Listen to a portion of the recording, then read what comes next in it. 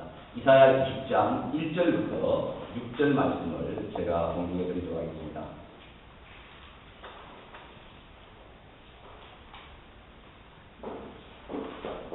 이사야 20장 1절부터 6절 말씀입니다.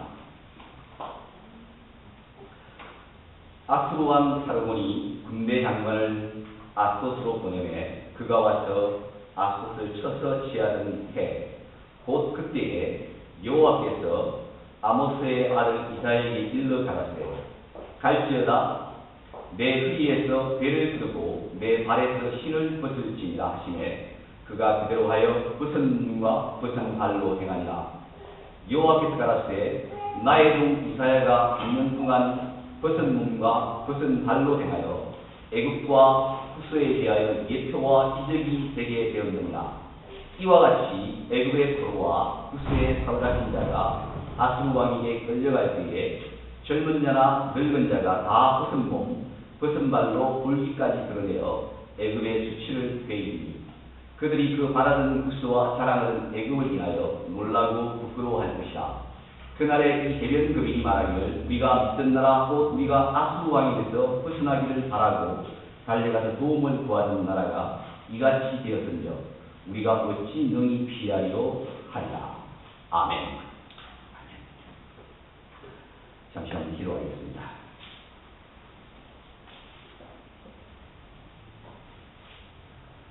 성령 하나님, 이 시간 인지하여 주시옵소서. 주의 말씀이 선포될 때에 성령께서 이 말씀을 사용하셔서 우리의 심령에 귀한 영적인 양식이 되게 하여 주시옵소서. 말씀을 전하는 자나 듣는 자가 성령 안에서 하나가 되어 주님께서 우리에게 무엇을 말씀하시기를 듣고 그 말씀으로 인하여 우리의 영혼이 회생되는 놀라운 역사가 일어나게 하여 주시옵소서. 감사드리며 예수 그리스도의 이름으로 기도드렸습니다. 아멘.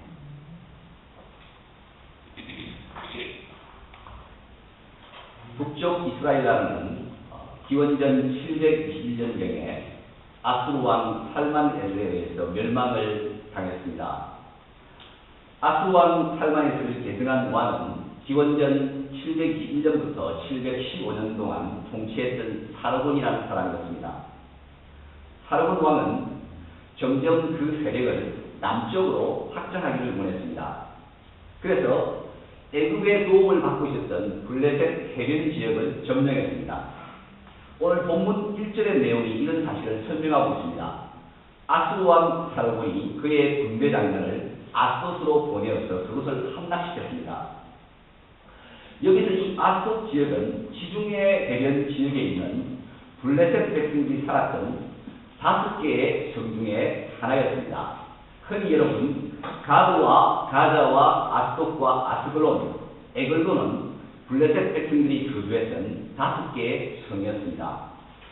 가자 지역은 아직도 우리가 뉴스를 통해서 듣고 있는 이름입니다. 여러분이 아는 것처럼 그곳에 이스라엘과 팔레스타인 사람의 최고의 분쟁 지역입니다.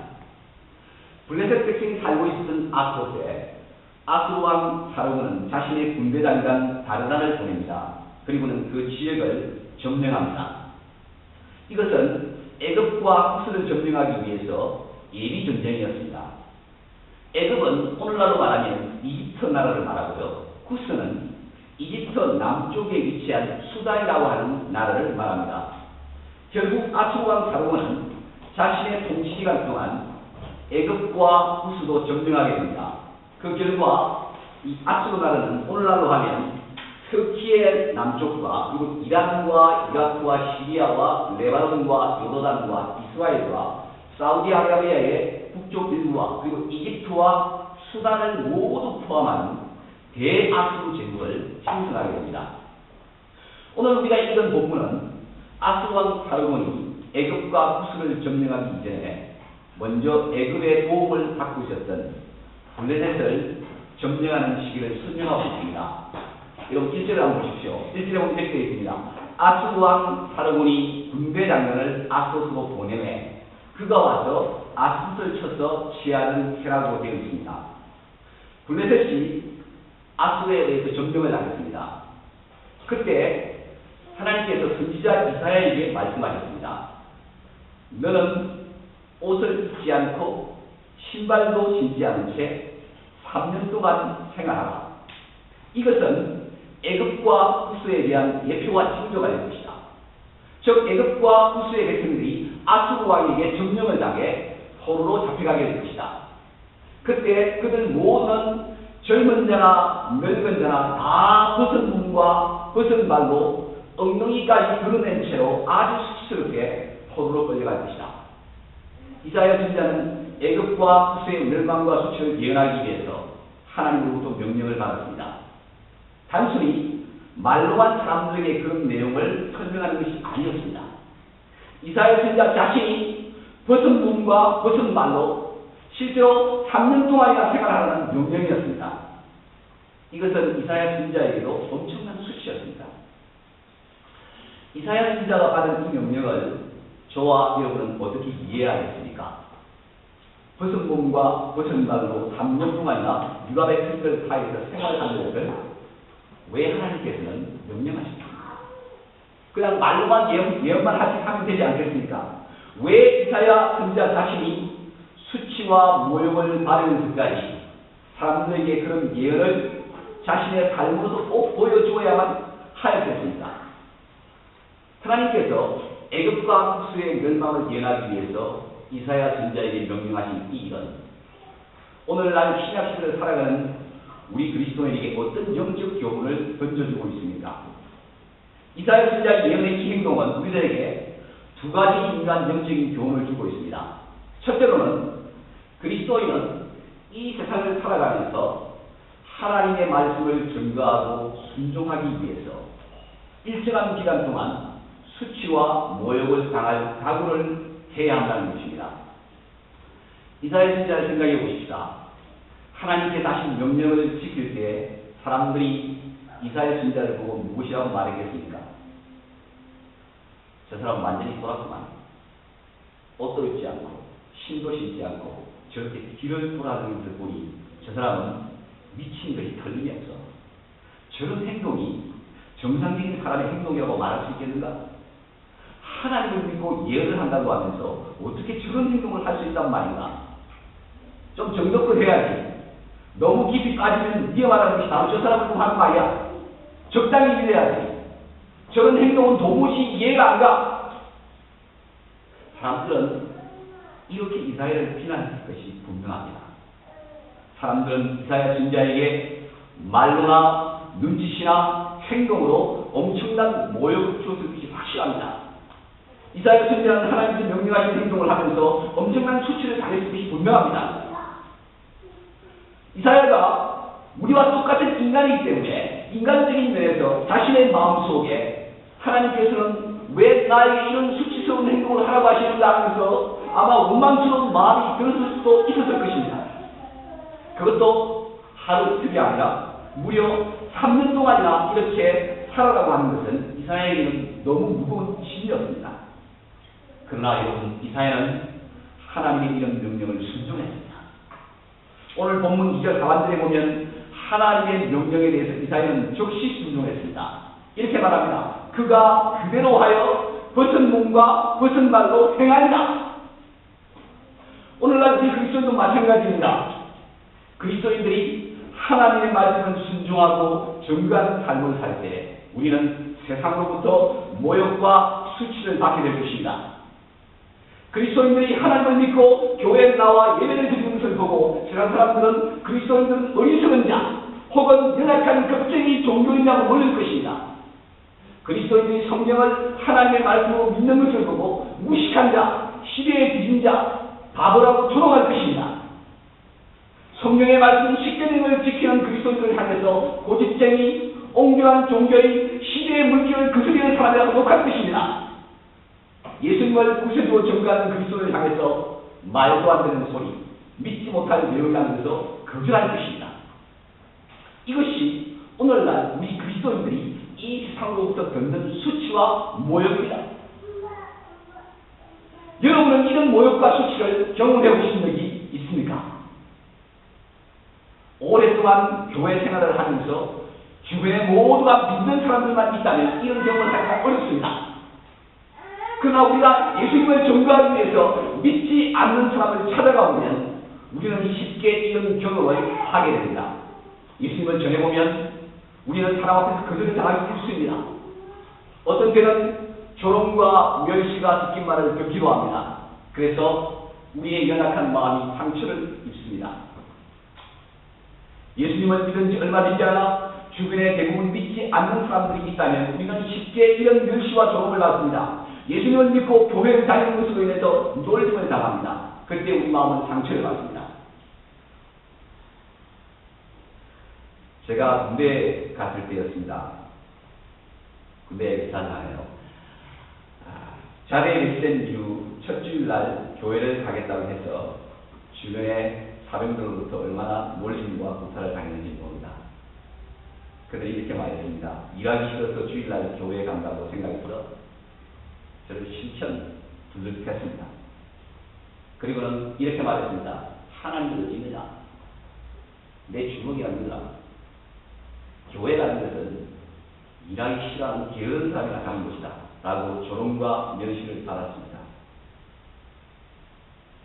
이사야 선지자가 당시 유다 백성들로부터 모욕을 당했던 것처럼 우리 그리스도인들도 세상 사람들로부터 조롱과 모욕을 당하는 것이 당연한 것입니다.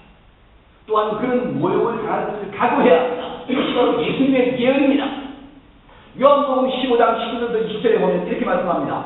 너희는 세상에 속한 자가 아니요 도리어 세상에서 나의 택함을 받은 자이므로 세상이 너희를 미워하느니라.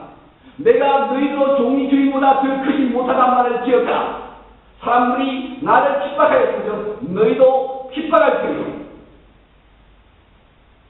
그러므로 예수님을 믿는 것으로 인해 세상 사람으로부터 미움과 핍박을 받을 것을 각오해야 합니다. 이것이 그리스도인의 삶입니다. 그리스도인은 세상 사람으로부터 핍박을 받게 되어 있습니다. 디모데후서 3장 10절에서는 이렇게 말씀합니다.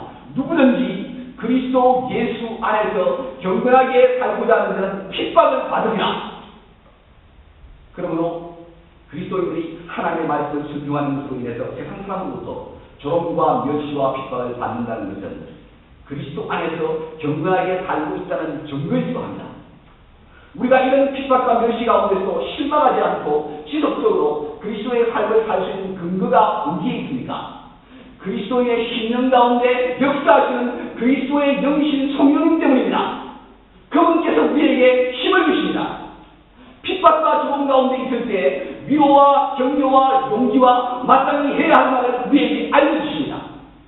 이것이 그리스도인이 핍박과 조롱을 능히 극복할 수 있는 힘입니다. 누가복음 12장 12절부터 10절에서 이렇게 말씀합니다. 사람이 너희를 회당과 정사자원주와 권세 있는 이 앞에 끌고 가거든 어떻게 무엇으로 대답하며 무엇으로 말할 것을 염려치 말라. 마땅히 할 말을 성령이 곧 그때 너희에게 가르치십니다. 아멘. 이것이 바로 이사야 선지자가 백성들의 조롱과 멸시와 핍박을 능히 참고 견딜 수 있었던 원동력이었습니다. 어떻게 3년 동안이나 하나님의 명령을 순종할 수 있었겠습니까? 하나님의 영께서 주신 힘과 위로와 격려였습니다. 이처럼 우리 그리스도인들도 마찬가지입니다. 우리가 어떻게 이 세상의 핍박과 멸시를 견딜 수 있겠습니까? 우리 안에 살아 역사하시는 그리스도의 영신 성령님의 위로와 격려와 도우심입니다.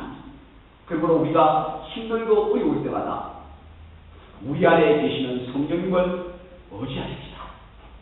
그분을 찾으십시다. 그분께 도움을 요청하십시다. 그러면 우리를 놓아 능히 모든 핍박과 어려움을 극복하게 만들어주실 것입니다. 또한 그 핍박과 어려움을 겪을 때 기뻐하고 즐거워하십시다. 왜냐하면 그런 사람들이 천국에 갔을 때 많은 상급을 받게 될 것입니다. 마태복음 5장 11절부터 12절에서 주님께서 이렇게 약속하셨습니다. 나를 위하여 너희를 욕하고 핍박하고 거짓으로 너희를 거스려 모든 악한 말을 할 때에 너희에게 복이 있나니 기뻐하고 즐거워하라. 하늘에서 너희의 상이 큽니다. 너희 전에 있던 선지자들을 이같이 핍박하였느니라. 이사야 선지자는 주님의 명령을 행하는 것으로 인해 핍박을 받았습니다. 그러나 그 명령을 순종한 이사야는 하늘에서 큰 상을 받게 될 것입니다. 또한 이미 받았습니다. 주님께서 직접 말씀하셨습니다. 이사야를 포함한 선지자들을 사람들은 핍박했습니다. 그러나 그런 핍박을 받는 것으로 인해서 기뻐하고 즐거워하라고 명령하셨습니다. 왜 그렇습니까? 왜냐하면 너희가 하늘에 가면 많은 상급을 받을 것이기 때문입니다. 우리 그리스도인들이 이 땅에서 주님으로 인해 모욕과 조롱을 받을 때 우리에게 힘과 위로를 주는 근거가 두 가지입니다. 하나는 그리스도인의 심령 속에 역사하시는 성령님의 도우심입니다. 또 다른 하나는 하늘에서 받게 될 상급의 약속입니다. 사랑하는 여러분, 여러분이 그리스도인으로서 주님으로 인해 모욕과 어려움을 당할 때 이 두 가지 사실을 반드시 기억하시기 바랍니다. 내 안에서 나를 도우시는 성령님의 역사와 하늘에서 받게 될 상급입니다. 이로 인해 이사야 선지자처럼 이 세상에서 주님으로 인해 어떤 모욕과 핍박도 능히 견뎌내시는 분들이 되시기를 축원드립니다. 둘째로 이사야의 구성문과 구성말로 행한 예언을 통해 배울 수 있는 영적 교훈은 이것입니다. 우리 그리스도인들은 이 세상 사람들에게 자신의 삶을 통해 지속적으로 하나님을 증거해야 한다는 것입니다. 이사야는 단지 말로만 예언을 하는 것이 아니었습니다. 하나님께서는 말로만 예언하는 것을 허락하지 않으셨습니다. 이사야 선지자의 행동으로, 삶으로 직접 사람들이 눈으로 볼 수 있는 실물 예언을 하라고 명령하셨습니다. 그것도 3년 동안이나 지속적으로 그런 삶을 사람들에게 보이라는 것입니다. 하나님께서는 왜 이사야 선지자에게 말로만 예언하지 않고 실제적인 삶과 행동으로 예언하라고 요구하셨습니까? 그 이유가 무엇이었습니까? 그것은 이사야 선지자의 말이 진실된 것이 아니면 그런 말은 자신의 삶을 통해서 반드시 나타나야 하기 때문입니다. 말과 행동은 일치되어야 합니다. 이것이 하나님께서 이사야 선지자에게 요구하는 것이었습니다. 그리고 말만 아니라 행동과 삶으로 사람들에게 너희의 뜻을 보이라라고 요구하셨습니다. 이사야 선지자를 향한 이런 요구는 오늘 신약시대를 살아가는 우리 그리스도인들에게도 동일하게 적용됩니다. 그리스도인들을 향해서 하나님께서는 요한일서 3장 18절에서 이렇게 명령하셨습니다. 자녀들아, 우리가 말과 혀로만 사랑하지 말고 오직 행함과 진실함으로 하자. 우리 그리스도인들은 말과 행동과 삶이 일치하고 하나님 앞에서 무척 애를 써야 합니다. 하나님께서는 우리가 말만 하는 그리스도인이 되기를 원하지 않습니다. 말에 따른 행동과 삶이 있는 사람이 되기를 원하십니다. 이것이 믿음을 가진 참된 그리스도인의 표징 중에 하나입니다. 야고보서 2장 17절에서 이렇게 선언하고 있습니다. 이와 같이 행함이 없는 믿음은 그 자체가 죽은 것이다. 여러분, 오늘날 우리가 살고 있는 이 시대는 말과 삶이 일치하지 않는 시대입니다. 사람들은 자기들의 편리에 따라 쉽게 말하고 쉽게 자기의 말에 대한 약속을 깨뜨려버립니다. 사람들은 자신이 말한 대로 삶을 살지 못하는 경우가 흔합니다. 우리의 이런 연약한 모습을 하나님 앞에서 회개하십시다. 또한 하나님께 도움을 요청하십시다. 주님, 우리 그리스도인들이 책임있게 말하고 그 말하는 것을 삶으로 행할 수 있는 사람이 되게 하여 주옵소서. 라고 우리는 기도해야 합니다. 도움을 요청해야 합니다.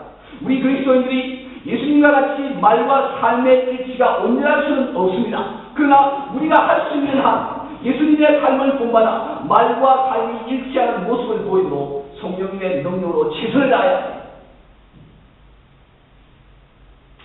어떤 사람들은 말과 행동의 불일치가 인격이 되어버린 사람이 있습니다. 자신이 한 말에 대해서 자신 스스로가 쉽게 그 약속을 지키지 않는 사람이 있습니다. 우리가 이런 인격의 모습을 가지고 있다면 우리는 돌이켜야 합니다. 회개하고 하나님의 도우심을 사모해야 합니다. 여러분, 내년으로 이렇게 기도하십시오. 주님, 저를 바꾸어 주시옵소서. 내 삶과 말과 행동이 일치할 수 있도록 저를 도와주옵소서. 천국에 들어가 주님께 상급을 받을 그리스도인은 행함이 있는 믿음을 가진 사람입니다.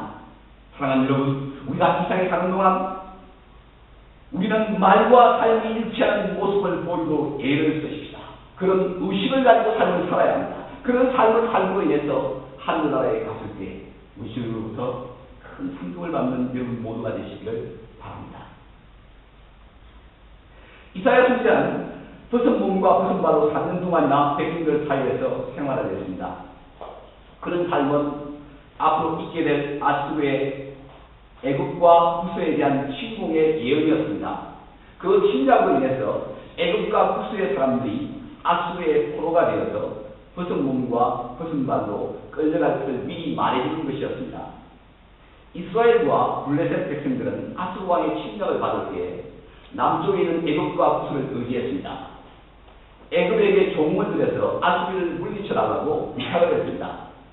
열왕기하 17장 4절에 보면 이스라엘이 멸망하기 직전에 왕이었던 호세아 왕은 애굽 왕의 도움을 요청했습니다. 이렇게 말하고 있습니다. 저가 애굽 왕 소에게, 소가 다른 이름입니다. 애굽 왕 소에게 사자들을 보내보라고 말씀합니다. 이스라엘 나라가 그토록 의지했던 애굽이 아수르에 의해 멸망을 당해 포로로 잡혀갈 것을 하나님께서는 이사야 선지자를 통해서 예언하고 하셨습니다.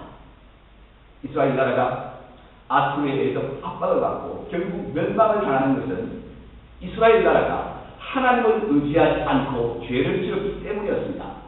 아수르 나라는 하나님에 의해서 당시에 사용되었던 하나님의 정의로운 심판을 나타내는 회초리였습니다. 그러나 이스라엘은 그런 하나님의 회초리를 알지 못했습니다. 도리어 아수르에 의해서 압박을 받으면 받을수록 더욱더 하나님이 아닌 다른 존재를 의지했습니다. 그들은 하나님께로 돌아가지 않았습니다. 오히려 애굽의 사자를 보내어서 도움을 요청했습니다. 하나님께서는 이스라엘 선지자를 통해서 너희가 의지하는 애굽과 구소도 너희처럼 수치를 당하게 될 것을 예언하도록 하셨습니다. 이스라엘 백성과 블레셋 백성 너희들이 의지한 애굽과 구소를 멸망시킬 것이라고 말씀하십니다. 오늘 본문 4절과 5절을 보십시다. 이렇게 말씀합니다. 이와 같이 애굽의 포로와 구스의 사로잡힌 자가 아수르 왕에게 끌려갈 때 젊은 자나 늙은 자나 다 벗은 몸 벗은 발로 볼기까지 드러내어 애굽의 수치를 베이니 그들이 그 바라는 구스와 자라가는 애굽을 위하여 놀라고 부끄러워할 것이다. 6절에도 이렇게 말합니다. 애굽과 구스를 다음과 같이 표현하고 있습니다. 우리가 아수르 왕에서 벗어나기를 바라고 달려가서 도움을 구하던 나라라고 말씀합니다. 하나님의 진노의 회초리를 피하기 위해서 하나님께 회개하고 도움을 구하지 않았습니다. 오히려 마음이 더 강팍해져서 세상 나라인 애굽과 구스에게 도움을 구했습니다. 그런 이스라엘과 블레셋 백성들을 하나님께서는 강하게 꾸짖고 있습니다. 너희들은 나를 의지하지 않고 있다. 그러므로 너희들이 의지하는 그 모든 나라들이 수치를 당할 것이라고 말씀하고 계십니다. 오늘 본문이 말씀하는 애굽과 구스의 수치에 대한 예언은 저와 여러분에게 어떤 영적인 교훈을 주고 있습니까? 그것은 끝입니다. 하나님 외에 의지했던 다른 모든 것들은 수치를 당할 것이다. 그러므로 오로지 하나님만을 의지하라고 하는 것입니다. 이스라엘과 블레셋은 애굽과 구스를 의지했습니다. 그러나 그 결과는 그들이 의지했던 애굽과 구스의 처참한 멸망이었습니다. 하나님께서는 이런 역사적인 사실을 통해서 하나님 외에 의지하는 모든 대상과 나라는 멸망을 당할 것을 우리에게 가르치고 있습니다. 사실 여러분, 인간을 창조하신 하나님께서 인간에게 원하시는 것이 무엇입니까? 인간을 만드신 창조주 하나님을 사랑하고 그 하나님만을 경배하는 것입니다. 그러면 여러분, 십계명의 제 첫 번째부터 네 번째 내용이 바로 하나님 외에 의지할 다른 신을 두지 말고 만들지 말고 죄하지 말고 하나님의 이름을 함부로 모욕하지 말고 하나님만을 경배하는 안식을 거룩하게 지키라는 것입니다. 이 내용이 우리 인간에게 요구하는 것이 무엇입니까? 한마디로 지적하면 하나님을 사랑하라, 하나님만을 의지하라, 하나님만을 경배하라는 것입니다. 이것이 하나님께서 이것이 인간을 창조하신 하나님의 목적입니다. 그러나 인간에게 죄가 들어온 이후에 이런 관계는 깨어졌습니다. 인간은 하나님을 의지하지 않고 다른 것들을 의지하는 존재가 되어버렸습니다. 인간이 의지하는 다른 존재는 무엇이 있습니까? 여러분 생각해 보십시오. 인간은 인간 자신을 의지합니다. 이렇게 말합니다. 세상에 믿을 놈과 믿을 것은 아무것도 없다. 오로지 나는 내 자신을 믿을 뿐이다. 이렇게 자신을 의지의 대상으로 삼고 있습니다. 사람들은 또한 다른 사람을 의지합니다. 사람들은 또한 돈과 권력과 명예를 의지합니다. 그러나 이 모든 것들이 영원하지 않다는 것을 알게 됩니다. 이런 모든 것들이 영원히 의지할 대상이 아니라는 것을 발견하게 됩니다. 인생에 어려운 순간이 다가옵니다. 그동안 자신이 의지해왔던 자신과 다른 사람과 돈과 권력과 명예로도 해결할 수 없는 일이 생깁니다. 불치의 병이 찾아오며 사랑하는 사람이 죽음의 문턱에 서서 사경을 헤매고 있습니다. 그러면 인간은 자신이 아닌 다른 절대적인 존재에게 매달리고 싶은 간절한 마음이 듭니다. 그래서 신적인 존재를 만듭니다. 그래서 우상들을 의지합니다. 죄로 말미암아 하나님을 아는 일과 하나님과의 교제의 관계가 깨어져 버린 인간은 하나님 자리에 다른 것들을 두었습니다. 그러나 하나님의 자리에 둔 모든 것들은 수치를 당하게 될 것입니다. 그 모든 것들은 영원하지 못할 것입니다. 그 모든 것들은 썩임을 당하게 될 것입니다. 요한일서 2장 17절에 보면 이 세상도 그 정욕도 지나가요. 오직 하나님의 뜻을 행하는 이는 영원히 거하느냐. 하나님 외에 이 세상에서 우리의 관심을 끄는 모든 것들은 사라질 것입니다. 애굽과 구스의 멸망처럼 수치를 당하게 될 것입니다. 베드로후서 3장 7절과 10절에서 이렇게 예언하고 있습니다. 이제 하늘과 땅은 그 동일한 말씀으로 불사르기 위하여 간구하신 바 되어 경건치 아니하는 사람들의 심판과 멸망의 날까지 보존하여 주신 것이다. 그날에 하늘이 큰 소리로 떠나가고 채들이 뜨거운 물에 풀어지고 땅과 그 중에 있는 모든 일이 드러나리로다. 사랑하는 여러분, 이 말씀이 무슨 말하고 있습니까? 우리가 살고 있는 현재 이 세상에 땅과 하늘에 있는 모든 것들은 주님께서 재림하시는 그날, 하나님의 날에 불에 타서 없어질 것입니다. 이것이 하나님께서 마지막 때에 주신 예언입니다. 그러므로 불에 타서 사라져 없어질 것들을 의지하지 말라는 것입니다. 하나님께서 애굽과 구스와 같은 존재를 의지하지 말고 자신만을 의지하라고 얼마나 간절히 우리에게 말씀을 많이 하고 계신지 모릅니다. 시편 146편 3절과 9절에서는 이렇게 말씀합니다. 방백들을 의지하지 말며 도울 힘이 없는 인생도 의지하지 마시니 그 호흡이 끊어지면 흙으로 돌아가서 당일에 그 동요와 소멸되리로다. 야곱의 하나님으로 자기 도움을 삼으며 여호와 자기 하나님에게 그 소망을 두는 자는 복이 있더라. 애굽과 구스와 같은 인생을 의지하지 말라는 것입니다. 오로지 하나님께만 그 소망을 두라는 것입니다. 이사야 2장 20절에서 이렇게 말씀합니다. 너희는 인생을 의지하지 마라. 그의 호흡은 코에 있나니 수에 칠 가치가 어디 있느냐. 역시 호흡이 끊어지면 아무것도 할 수 없는 사람을 의지하지 말라는 명령입니다. 잠언 3장 5절에서 이렇게 말씀합니다. 너는 마음을 다하여 여호와를 의지하고 내 명철을 의지하지 말라. 자신과 자신의 지혜를 의지하는 대신 마음을 다해 하나님만을 의지하라고 명령하고 있습니다. 잠언 11장 18절에서는 자기의 재물을 의지하는 자는 패망하리라. 의인은 푸른 두성이 같아서 등성하리라. 인간 자신을 가진 물질인 돈을 의지하는 사람은 반드시 멸망한다라고 선언하고 있습니다. 즉 물질 대신 하나님을 의지하는 것입니다. 에레미야 17장 7절에서는 하나님께서 다음과 같이 약속하고 있습니다. 무릇 여호와를 의지하며 여호와를 의뢰하는 그 사람은 복을 받는 것입니다. 하나님을 의지하는 사람은 복을 받는 약속입니다. 사랑하는 여러분, 하나님 외에 의지하는 다른 모든 대상들은 애굽과 구스처럼 수치와 멸망을 당하게 될 것입니다. 여러분은 그리스도인으로서 무엇을 의지하고 있습니까? 여러분의 마음 중심에 진정으로 여러분이 의지하는 것이 무엇입니까? 여러분 자신입니까? 여러분의 지혜입니까? 여러분의 건강입니까? 여러분의 학군입니까? 여러분이 가진 재물입니까? 여러분의 부모입니까? 아니면 여러분의 자녀입니까? 사랑하는 여러분, 이 세상에 있는 모든 것은 여러분이 절대로 영원히 의지할 대상이 되지 못합니다. 그 모든 것들은 지나갈 것입니다. 이 세상에 있는 동안 하나님을 섬기기 위해서 잠시 동안 필요한 것들입니다. 그러므로 잠시 필요한 것에 우리의 신뢰를 두어서는 안 됩니다.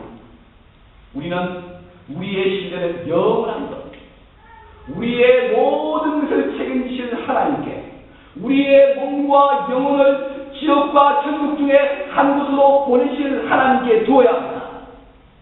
우리의 몸과 영혼을 영원한 천국을 받게 될 지옥에 던져넣을지 아니면 영생을 얻게 될 천국으로 가게 하실 결정할 수 있는 살아계신 하나님께 두어야 합니다. 사랑하는 여러분, 여러분의 최종적인 신뢰를 하나님께 두고 있습니까? 이 세상에 있는 다른 것들에 두고 있습니까? 여러분의 깊은 마음의 중심을 깨뜨려 보십시오. 혹시 하나님을 여러분이 이 세상의 삶을 행복하게 살기 위한 수단으로 삼고 있지는 않습니까? 이 세상의 모든 삶의 목표가 하나님의 영광에 맞춰져 있습니까? 여러분의 신뢰가 하나님께 있는지 아니면 이 세상의 다른 것들에 있는지를 알 수 있는 시금석은 무엇이겠습니까? 그것은 여러분의 우선순위가 어디에 있는지를 보면 알 수 있습니다. 여러분의 어떤 일을 할 때, 또한 여러분의 시간을 사용할 때 항상 하나님의 말씀을 순종하는 일에 여러분의 우선순위를 두고 있습니까? 아니면 하나님의 말씀보다는 여러분의 개인의 욕구를 만족시키는 일에 우선순위를 두고 있습니까? 예를 들어보십시오. 주일날 공적인 예배인 교회에 오는 일과 여러분의 개인적인 사사로운 일 중에 어떤 일을 선택하는 것이 하나님께서 기뻐하시는 일이겠습니까? 여러분은 여러분의 우선순위를 어디에 두어야 합니까? 주일날은 한가롭고 여러분의 일이 없을 때 교회에 와서 예배를 드리는 날입니까? 그렇지 않습니다. 평일날 할 수 있는 사사로운 일은 하지 않고 공적 예배를 드리는 것을 가장 우선시해야 하는 것이 주일을 거룩하게 지키는 것입니다. 여러분은 무슨 일을 하기 전에 하나님을 생각하고 하나님을 의지하는 마음으로 기도하십니까? 아니면 갑자기 위기가 닥쳤을 때에 필요에 의해서 하나님을 찾으십니까? 위기의 순간에만 하나님을 찾는 것은 하나님을 전적으로 의지하는 것이 아닙니다. 항상 하나님을 생각하고 하나님을 찾아야 합니다. 편안할 때나 위급할 때나 기쁠 때나 슬플 때나 언제든지 하나님을 의지하고 하나님을 찾아야 합니다. 역대상 16장 12절에서 이렇게 명령하고 있습니다. 여호와와 그 능력을 구할지어다. 그 얼굴을 항상 구할지어다. 하나님과 그 능력, 하나님의 얼굴을 항상 구해야 합니다. 언제든지 하나님을 의지해야 합니다. 그것이 하나님의 명령입니다. 골로새 4장 1절에서는 기도를 항상 힘쓰고 기도에 감사함으로 깨어있다. 언제나 항상 기도를 힘쓰라고 명령하고 있습니다. 이런 삶이 하나님을 의지하는 삶입니다. 인간은 자신의 마음의 중심이 쏠리는 쪽으로 행동하게 되어 있습니다. 우리가 하나님을 의지하는 중심이 없다면 우리는 하나님께 항상 기도하지 않을 것입니다. 사람이 볼 때나 혹은 형식적으로 위로할 때에 몇 번 정도 기도할 것입니다. 그것으로 끝입니다. 어떤 때는 그것마저도 하지 않을 것입니다. 그러나 우리의 마음의 중심이 진정으로 하나님을 의지하는 진실된 마음이 있다면 우리는 사람이 보든 보지 않든 위급한 순간이 오든 오지 않든 기쁠 때나 슬플 때나 하나님을 생각하며 그분의 도움을 간절히 구할 것입니다. 하나님께 진정으로 기도할 것입니다. 하나님의 뜻을 알기 위해서 하나님의 말씀을 가까이 할 것입니다. 하나님의 뜻대로 사는 일에 가능한 최선을 다해 노력할 것입니다.